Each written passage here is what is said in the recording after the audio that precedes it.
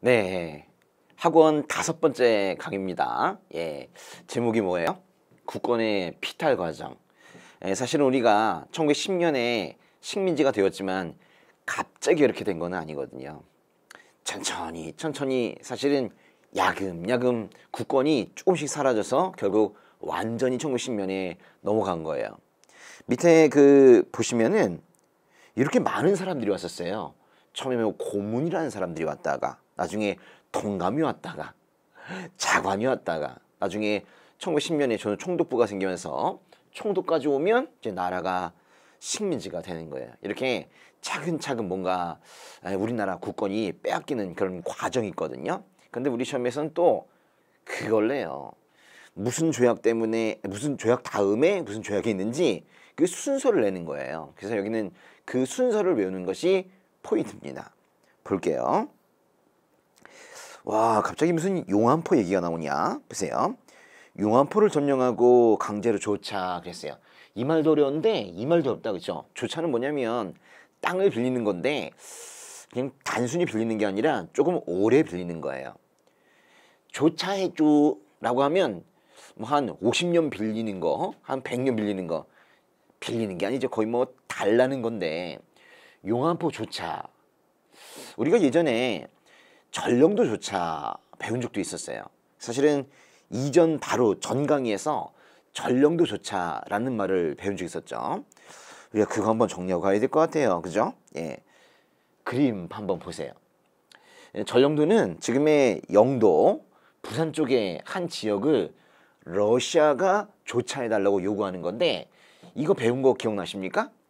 아, 그래요. 독립협회가 했었잖아요. 독립협회 만민공동회에서 러시아의 전령도 조차 요구를 저지했죠. 성공한 거예요. 그죠? 그래서 만약에 전령도 조차 요구 이런 말이 시험에 나오면 무슨 문제예요? 그래요. 독립협회 문제입니다. 이거는 1898년 만민공동회 때 그때예요. 그런데 만약에 이 압록강 바로 밑에 있는 용안포 조차가 나온다면 이건 좀 다른 얘기예요. 이것도 마찬가지로 러시아가 조차 요구한 것인데, 사실은 여기 왜 러시아가 이걸 달라고 그랬냐면, 러시아는 원래 중국에서 뭐 큰 반란, 뭐 의화단 운동이라는 게 있었어. 근데 그걸 진압하고 나서 집으로 가지 않고 글쎄 여기로 온 거예요. 이쪽에 글쎄 러시아의 벌목공들, 삼림체벌하는 인력들이 많다고 하면서 그들을 직접 지키겠다고 용안포를 우리에게 빌려달라고 하는 거예요. 그게 바로 용안포 조차 요구죠. 이게 누구를 자극했을까요? 그래요. 물론 우리도 기분 나빴지만 그 대한제국을 완전히 일본 거라고 생각했던 일본이 큰 자극을 받은 거예요.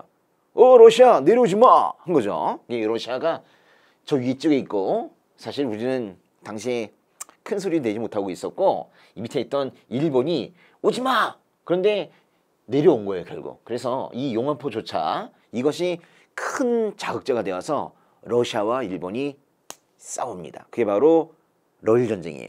보세요. 용안포 조차 요구는 1903년인데요. 그 바로 다음에 2월에 1904년 2월에 러일 전쟁이 일어났거든요. 너무 중요한 거예요. 용안포와 전령도를 반드시 구분하세요. 그래서 용안포를 점령하고 강제로 조차 요구하였다. 몇 년도? 1903년입니다. 그래서 이것 때문에 일본이 항의했고 기분이 나빠서 일으킨 것이 밑에 보세요. 러일 전쟁입니다. 그래서 러일 전쟁이 일어났다. 1904년 2월. 요거는요, 우리가 우리 시험을 위해서 년월일을 잘 외우진 않지만 이거는 외워둬도 괜찮을 것 같아요. 1904년 2월. 이게 바로 러일 전쟁이라는 뜻이에요. 이제 제일 처음에 어디로 갔대요? 리순 군항을 기습했대요. 그러면서 러일 전쟁이 시작됐다는데, 리순 군항이 어디냐면 리순이 바로 여기가 리순이에요. 요동반도의 끝이죠. 끝. 여기 여순, 리순이라고 하는데, 여기로 이렇게 쭉 올라가서 일본이 러시아를 쳤다, 뭐 이런 뜻이에요. 이게 바로 1904년 2월에 일본 배가 여기 도착했거든요. 그것이 러일 전쟁입니다. 그러니까 러일 전쟁이 일어날 때 이 우리나라는 그런 피해가 없네요? 아니에요. 사실은 이 동시에 이쪽에 제물포 쪽으로도 러시아군이 들어왔어요. 러시아군이 그래서 선박으로도 가고 그리고 육로로도 그래서 우리 땅을 밟고 이렇게 러시아를 가기도 했어요. 그래서 양쪽으로 다 갔기 때문에 우리도 피해가 있었던 거예요. 그러니까 우리가 그래서 그랬죠. 니네들이 싸우는 건 괜찮은데 우리는 밟지 마. 우리는 중립국이야. 라고 했는데 그냥 무시해버리고 우리를 그냥 밟고 갔어요. 그게 바로 러일 전쟁이에요. 그래서 첫 줄에 보니까 고종이 그랬어요. 너희가 싸우더라도 우리는 밟지 마. 라고 했는데 그 전시 중립국 선언이 아주 무색해질 만큼 우리를 그냥 밟고 갔다고요. 이렇게 러일 전쟁이 시작이 되었고 우리도 관련이 생긴 거예요. 그 다음 장 보세요. 이제 본격적으로 국권의 피탈 과정이 나오는데요. 1904년 2월 이게 뭐예요? 러일 전쟁. 그죠? 왜였죠? 네, 1904년 2월이 바로 러일 전쟁입니다. 러일 전쟁이 발발하자 일본이 우리 땅을 밟고 가겠다는 그런 군용지 조약을 맺어요. 그게 바로 한일의정서입니다. 그래서 이제 한일의정서로 처음 이제 시작이 되는 거예요. 한일의정서 해보세요. 한일의정서 이걸로 시작되는 거예요. 그랬는데 여기서 이제 이게 뭐 굳이 말하면 군용지 조약인데요. 군용지 사실은 의역한 건데 요즘 시험은요 군용지 조약이 의정서다 뭐 이렇게 표현하지 않고 원문 그대로 내요. 원문에서는 이런 표현을 쓰고 있어요. 군사 전략상 필요한 지점을 일본이 쓸 수 있는 그런 조약이 바로 한일의정서입니다. 그러니까 우리나라 땅 중에 군사적으로 중요한 땅들은 일본이 그냥 쓴다라는 그런 조약이에요. 그래서 만약에 이 표현 있죠. 군사 전략상 필요한 지점, 군사 전략상 필요한 지점 이라는 게 만약에 이렇게 시험에 나오면요. 나왔네. 그죠? 군사 전략상 필요한 지점 보이십니까? 군사 전략상 필요한 지점 이렇게 나오면 이것이 바로 한일의정서 1904년 2월이에요. 이건 잘 알아두셔야 되고요. 그 다음에 제1차 한일협약이라는 게 있었는데 1904년 8월 뭐야? 러일 전쟁은 아직 끝나지 않았어. 근데 러일 전쟁 중인데요. 러일 전쟁 중에 겨우 6개월 썼는데 이 1904년 8월쯤에는 이미 일본이 승기를 잡은 거예요. 이겼다. 이길 것 같은데 뭐 이런 생각을 한 거예요. 러시아는 좀 당황스럽겠죠. 그 큰 대제국 러시아가 일본한테 당하는 거예요. 그러니까 일본이 이제 승기를 잡으니까 이제 뭐 전쟁 그냥 마무리하면 되겠고 조선은 완전히 내 거구만. 그래서 조선에다가 사실은 정확하게 하면 대한제국인데요. 대한제국에 고문, 카운셀링 하는 카운셀러를 파견하기 시작해요. 그게 바로 고문 2명을 파견하는데요. 그때 파견한 고문이 이 2명이에요. 재정고 문메가타 일본 사람입니다. 그리고 외교고문 스티븐스 친일 미국인이에요. 아주 뼛속까지 일본을 좋아하는 그런 스티븐스라는 사람도 보내요. 그래서 이 두 사람 중에 한 사람 이야기가 나오면 러일 전쟁 중에 제1차 한일협약을 맺어서 이 두 사람이 들어왔다라는 거예요. 두 사람이 같이 나올 때도 있고 한 사람만 나올 때도 있어요. 밑에 사료를 보시면 일본인 일명을 재정고문에 초빙했대요. 외교고문 얘기는 없지? 그래도 이거는 제1차 한일협약인 거예요. 뭐 어쨌거나 뭐 이 두 사람은 고문이에요. 메가타와 스티븐스는 고문이니까 와서 이렇게 했으면 좋겠네, 저렇게 했으면 좋겠네 라고 우리나라의 내정을 간섭하는 그런 사람들이에요. 뭐 직접 일을 한다기보다는 와서 고문으로 간섭하는 사람이에요. 뭐 우리 그 장기 같은 데 보면 훈수 두는 사람 있죠? 훈수 두는 게 바로 이거예요. 근데요. 그 이후에 이 러일 전쟁이 완전히 끝났어요. 러일 전쟁의 마무리 조약이 뭐냐면 포츠머스 강화 조약이에요. 요거 볼까요? 포츠머스 강화 조약. 포츠머스가 어디지? 포츠머스는 사실은 미국에 있는 지명이에요. 아니 러일 전쟁의 마무리 조약이 왜 갑자기 미국 지명이 나오냐? 그치? 러일 전쟁은 분명히 일본이 이겼거든요. 근데 러시아가 이랬어요. 안 졌어. 나는 지지 않았어. 안 진 걸 거야. 그래가지고 계속 현실을 부정하는 거예요. 그래서 미국이 불렀어요. 야 러시아랑 일본 일로 와. 그래가지고 미국에다가 러시아와 일본을 이렇게 불렀어요. 그러면서 러시아한테 얘기했죠. 미국이 야 러시아 너 졌어. 일본이 이겼어. 일본이 우월권을 가지고 있어. 조선에서는 일본이 짱이야. 러시아 너 아웃 하는 게 바로 포츠머스 강화 조약이에요. 좀 특이하죠, 그죠? 예, 포츠머스 강화 조약이 바로 러일 전쟁의 마무리 조약입니다. 이게 바로 1905년 9월에 있었던 그런 조약인데 사실은요 그 전에 이렇게 두 개가 더 있어요. 가스나 테프트 밀약이라고요. 이건 1905년에 7월에 있었던 건데 가스라는 일본 사람이고 테프트는 미쿡 사람이에요. 이 두 사람이 밀약을 맺었다는 건 우리는 몰랐다는 얘기죠. 가스나 테프트 밀약으로 이랬어요. 테프트, 미국은 당시에 필리핀을 가지는 거예요. 필리핀을 자기 것처럼 하고 그리고 가스라, 일본은 조선을 갖겠다는 거예요. 가스라 테프트 밀약은 그런 거예요. 필리핀은 미국이 가지고 한국은 대한제국은 일본이 가지고 서로 나눠 가지자 오케이 하는 거예요. 그래서 이 밀약 때문에 미국이 대한제국에서 한반도에서 손을 뗍니다. 두 번째는 제2차 영일동맹인데요. 이것도 마찬가지예요. 영국 너는 인도 가져. 대한제국은 내 거니까 라고 일본이 말해요. 그게 바로 제2차 영일동맹이에요. 이걸로 영국도 우리나라에서 손을 떼는 거예요. 그리고 포츠머스 강화 조약은 러일 전쟁의 마무리 조약이라고 그랬는데 결국 이것 때문에 러시아도 손을 떼는 거예요. 뭐야? 다 손을 떼는 거죠. 그 다음에 이제 우리가 더 이상 이제 나 좀 도와줘 라고 말하지 못하도록 아예 우리나라의 외교권을 아예 박탈해버려요. 가영포 이거 세계로 아주 큰 강대국들이 한반도에 손을 뗐는데 이제 더 이상 우리가 손을 내밀지 못하도록 외교권을 박탈한다고요. 그게 바로 을사조약이에요.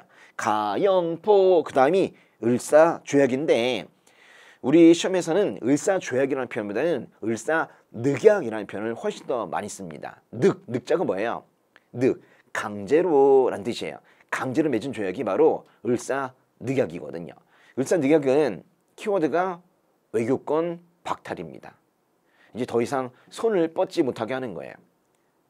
다음 장 보겠습니다. 제일 중요한 것이 바로 이거예요. 제가 왕별 그랬죠? 왕별. 매우 중요하다. 거의 시험에선 이게 나온다. 이게. 을사늑약만큼 시험에 중요한 게 없어요. 사실은 1905년에 이게 맺어졌는데 우리가 확실하게 식민지가 된 건 1910년이지만 이미 1905년 이때 우리나라가 망했다라는 인식이 많이 있었어요. 망국의식은 이미 이때 생긴 거예요. 아니 외교권이 없는 나라가 뭐 나라야? 제대로 기능하지 못하니까 그 정도면 그런 나라는 망한 나라지 뭐. 그래가지고 이때 정말로 많은 사람들이 자결했어요. 민영환, 조병세 이런 사람들. 근데 다른 사람들은 나오지 않는데 그 민영환 얘기 꼭 나온다. 거기에 보시면은 민영환 나오죠. 별표. 민영환은 좀 알아두셔야 돼. 민영환은 죽어도 죽지 않고 저승에 살아도 제공을 기어이 돕겠다.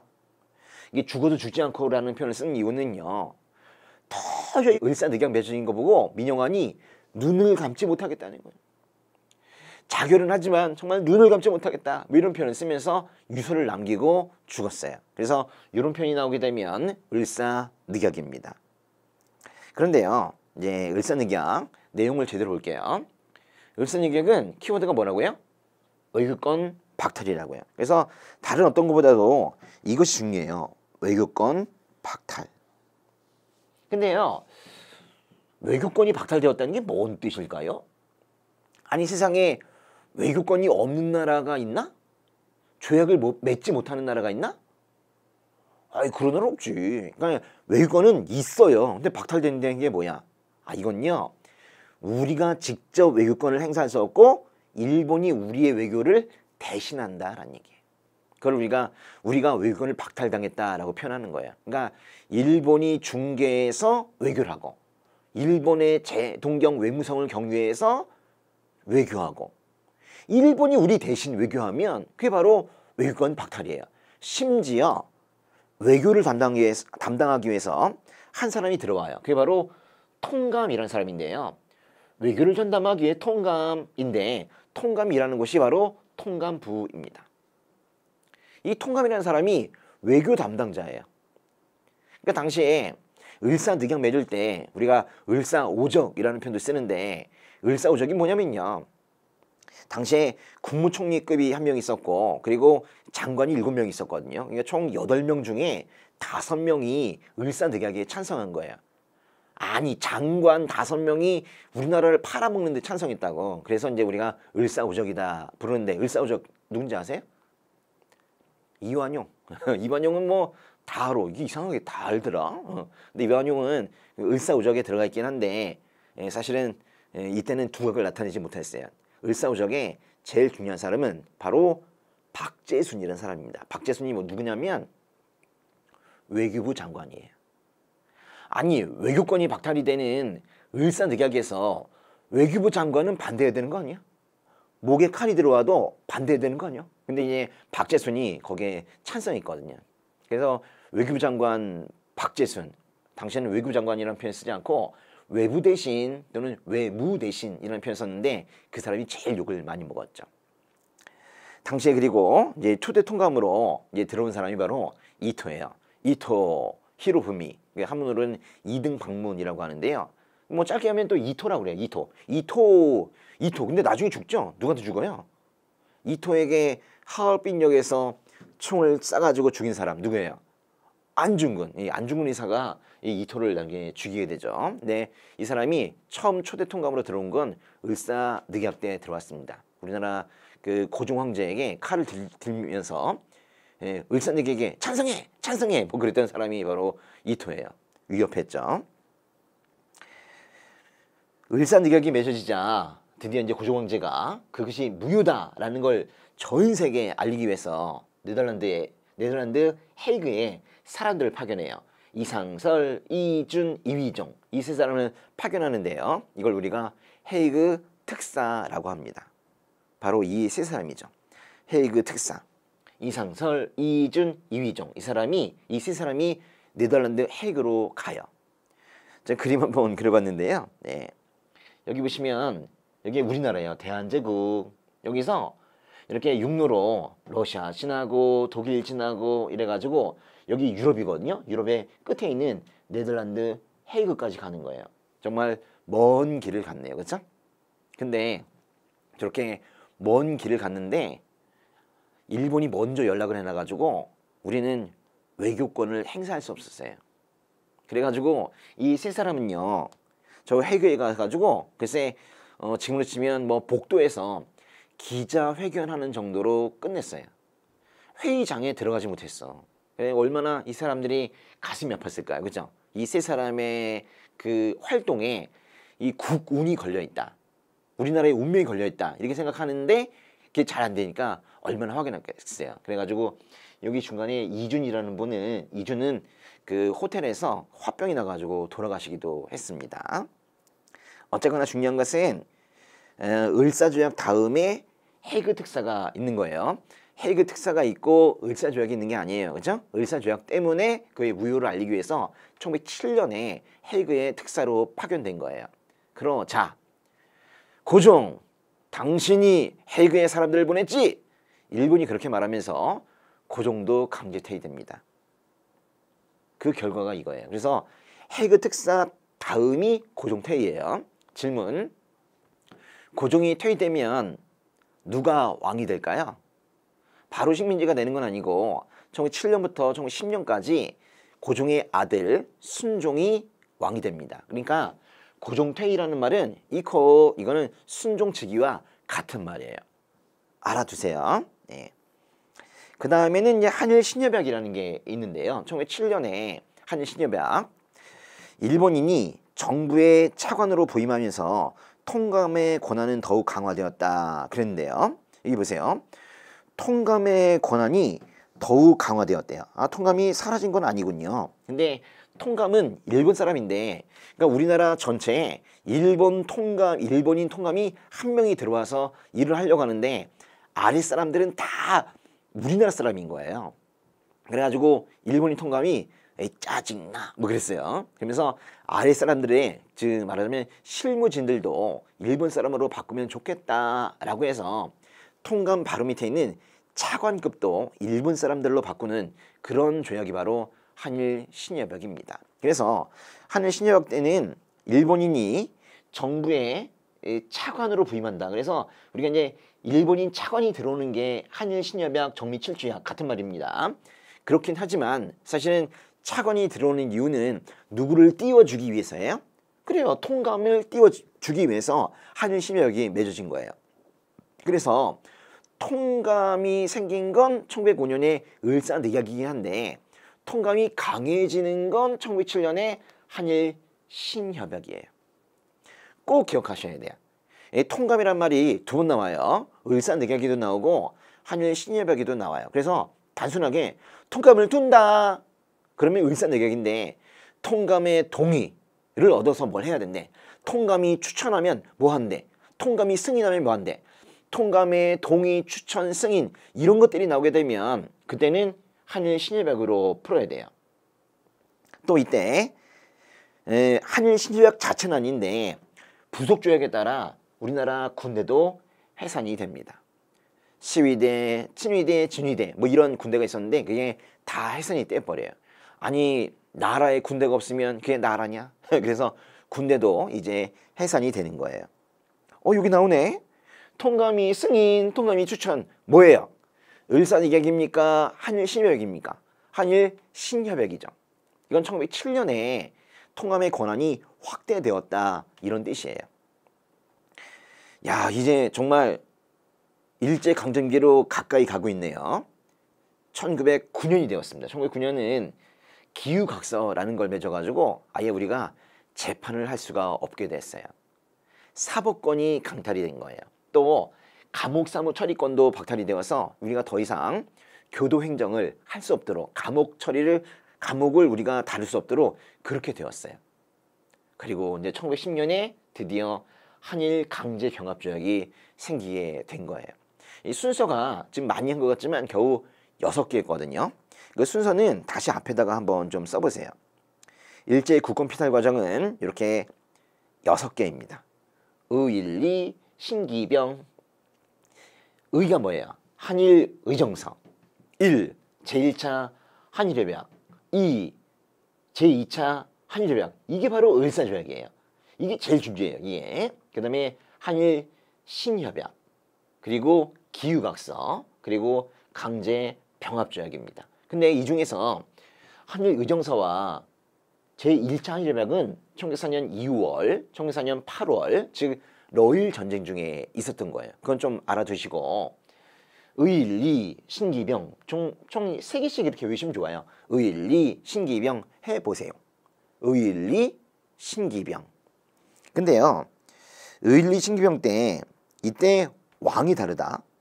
의일리까지는 고종 황제가 왕이었는데 신기병 이때는 순종이 대신 즉위합니다. 고종이 잘리는 게 고종이 강제 퇴위되는 게 바로 이때예요. 고종이 퇴위되면 누가 왕이 된다고요?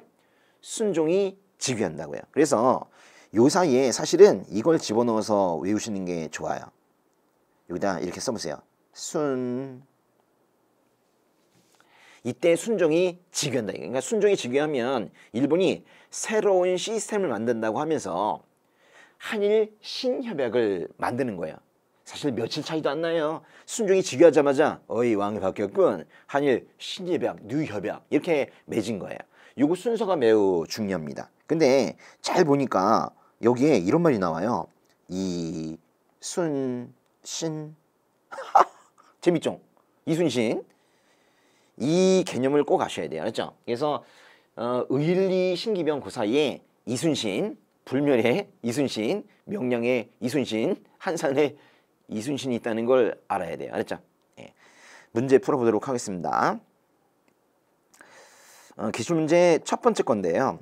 가, 다를 체결된 순서대로 옳게 나열한 것은 어렵다. 응? 이게 뭔지 알아야 되잖아요. 그죠? 예. 가는 대한제국 정부가 외국인 임명을 외교 고문. 이거 고문이라는 말 잘 알아야 돼요. 고문.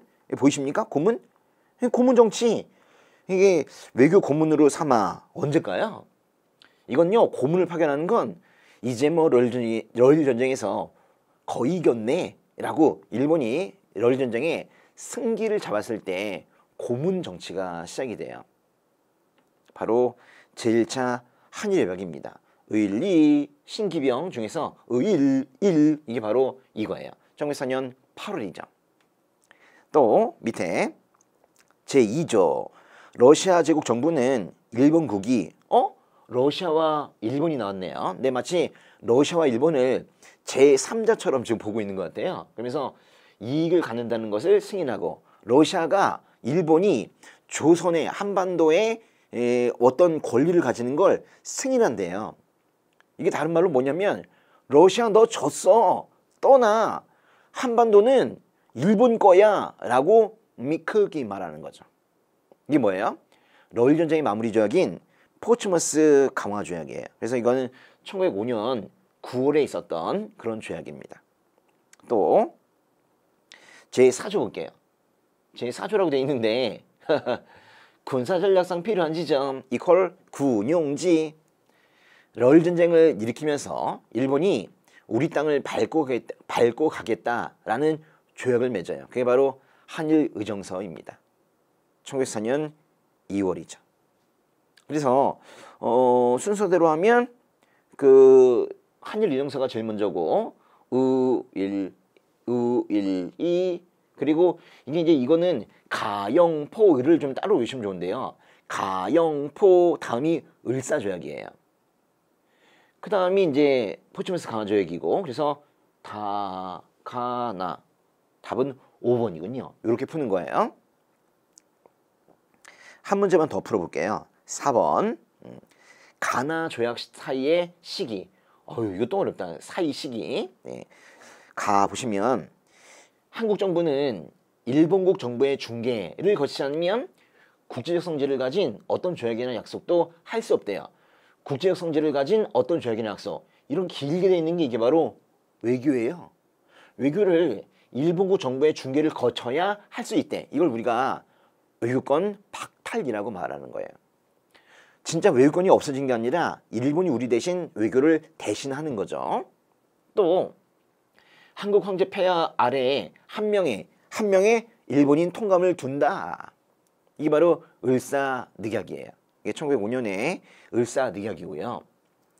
나는 뭘까요? 나는 보니까 통감의 승인, 통감의 동의, 통감의 추천, 통감의 권한이 확대되는 거죠.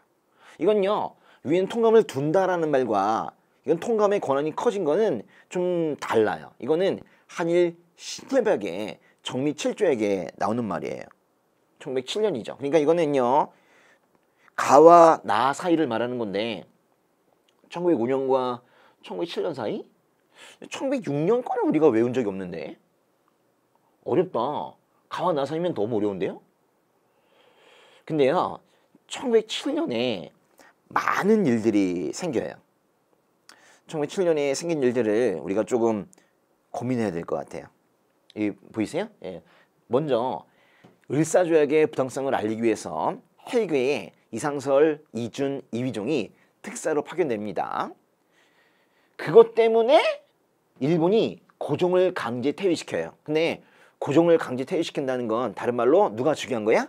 순종이 즉위한 거죠? 그게 같은 말이에요. 그러자 순종이 즉위하자 이순신 기억나세요? 순종이 즉위하면 새로운 시스템을 만든다고 하면서 한일 신협약을 맺게 되는 거예요.